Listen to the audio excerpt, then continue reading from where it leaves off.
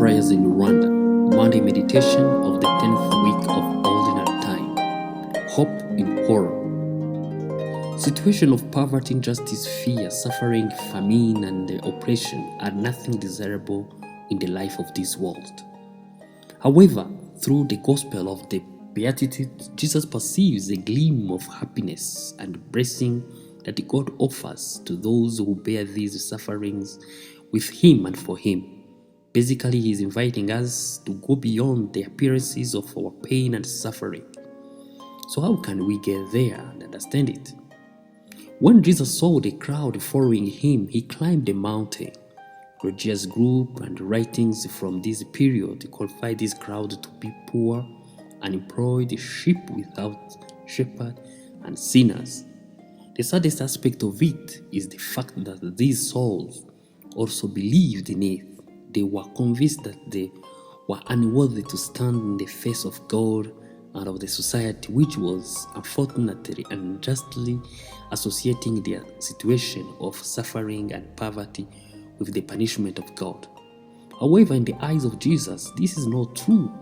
This crowd is not as miserable as we may perceive it. Appearances can mislead our mind. Therefore, through the Beatitudes, Jesus reveals three things to them. First, we need to climb the mountain to talk of misery.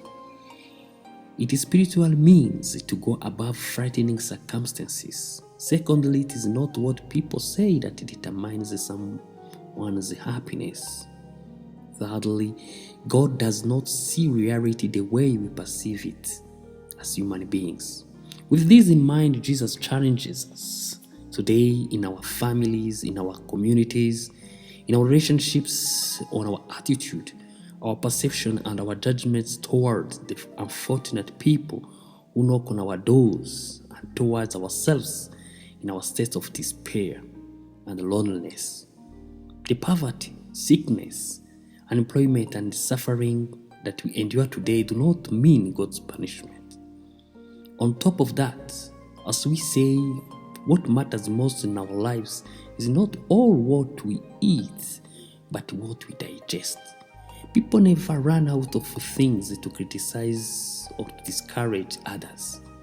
But we must not forget that God is always there to help us positively move forward in life. Brothers and sisters, happiness in life does not come from what happens to us in this life, but it is mainly a choice and a decision of life supported by the grace of God. So may no one, no circumstances, no sufferings take away from us the joy of living. Let us pray. Loving Father, teach us to be optimistic, to perceive the good and light in the midst of the darkness of this world. Give back the joy of living to those who think committing suicide, and give us the joy of sharing goods that you offer us now and forever. Amen.